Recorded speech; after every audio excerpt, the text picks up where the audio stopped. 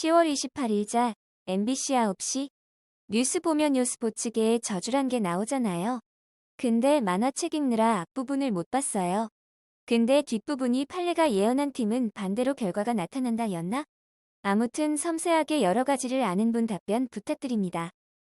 재밌는 내용이면 감사 내공도 드리겠습니다. 안녕하세요. 지식들지기입니다. 먼저 답변 드리기 전 이미지 저작권상 화면과 음성이 고르지 않은 점 양해 바랍니다. 영상을 끝까지 시청해 주시고 좋아요 한 번씩 눌러주세요. 영상을 만드는 사람에게 큰 힘이 됩니다. 답변 드리겠습니다. 펠레의 저주. 펠레가 예측했던 월드컵 우승팀은 모두 정반대의 상황이 일어남 1966년 잉글랜드 월드컵 우리는 우승을 하기 위해 왔으며 줄림에는 브라질의 영광을 지켜줄 것이다. 브라질이 전대회 우승국 예선 탈락이라는 역대 최악의 수모를 당한 1974년 독일 월드컵 전력이 수직 상승한 아르헨티나가 결승에 진출할 것이다. 네덜란드에 4대0으로 대패하는 졸전 끝에 아르헨티나 8강에서 탈락. 1978년 아르헨티나 월드컵. 독일이 가장 강력하며 페루의 도전이 만만치 않을 것이다. 두 팀 모두 8강 탈락. 특히 페루는 브라질의 3대0, 아르헨티나에게 6대0으로 대패당함. 1982년 스페인 월드컵. 브라질은 사상 최강이다. 적수가 될 팀은 전대회 우승국 아르헨티나이다. 개최국 스페인의 기세도 만만치 않을 것이다. 세 팀 모두 탈락. 1986년 멕시코 월드컵. 프랑스와 잉글랜드를 주목해 볼 필요가 있다. 이탈리아의 대회 2연패도 가능성이 높다. 프랑스는 4강까지 갔으나 나머지 팀 모두 탈락. 1990년 이탈리아 월드컵. 루벤소사, 프란체스콜리가 앞장서는 우루과이, 개최국 이탈리아가 결승에서 격돌할 후보이다. 우루과이가 한국에게 경기 끝나기 직전 간신히 골을 넣어 조 3위로 16강에 턱걸이하는 졸전 끝에 16강에 양팀이 만나는 우스운 상황 연출. 승리한 이탈리아 역시 4강 탈락. 1994년 미국 월드컵. 콜롬비아가 우승후보 1순위이며 독일의 2연패 가능성도 매우 높다. 브라질은 자격이 없다. 콜롬비아 조예선 탈락.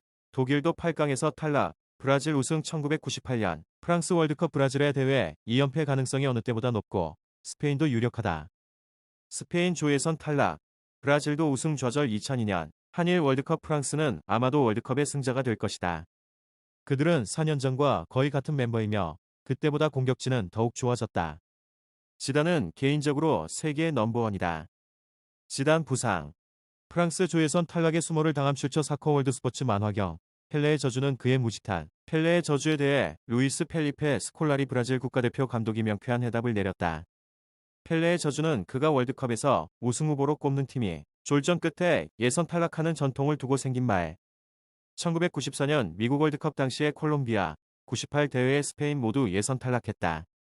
펠레는 한일 월드컵서도 프랑스, 아르헨티나, 포르투갈 등 여러 팀을 우승 후보로 점찍었으나 공교롭게도 모두 16강 진출에 실패했다.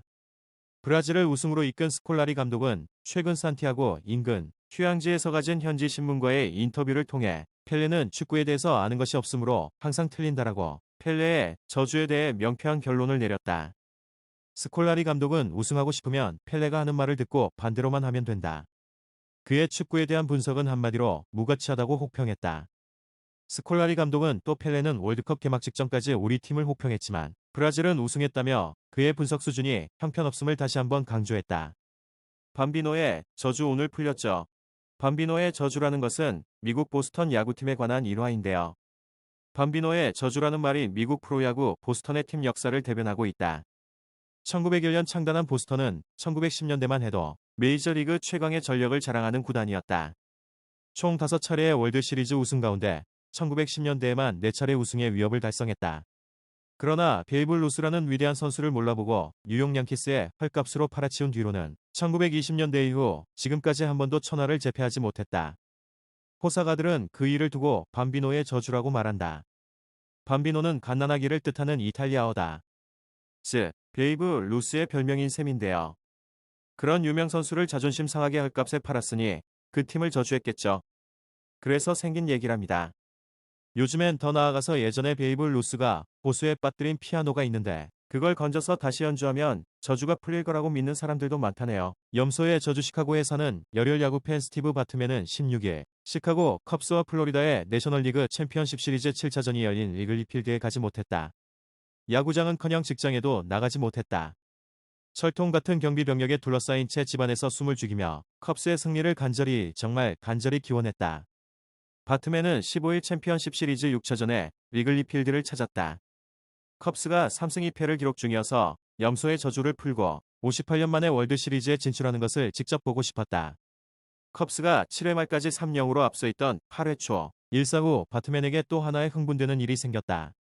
플로리다 루이스 카스티오의 파울 타구가 자기 쪽으로 날아왔다. 바트맨은 기념품을 얻기 위해 손을 뻗었다. 그러나 이 손짓 하나는 시카고 전체의 재앙을 불러왔다. 컵스 좌익수 모이제스 알루는 바트맨의 방해로 파울볼을 잡지 못했고 아웃카운트 한 개를 본 플로리다는 8회 초에만 8득점하며 승부를 뒤집었다. 바트맨은 성난 관중의 고함 속에 경찰의 경호를 받고 야구장을 빠져나와야 했다. 시카고 언론은 바트맨의 저주 때문에 컵스가 패했다고 법석을 떨었다. 로드 블라고예비치 일리노이 주지사마저 파울볼에 손을 뻗는 멍청한 짓을 한 사람에게라도 위협을 가하는 행위는 정당하지 않다며 보호하려는 것인지 미안한 것인지 알 수 없는 알쏭달쏭한 말을 했다. 반면 플로리다에서는 바트맨이 영웅이 됐다.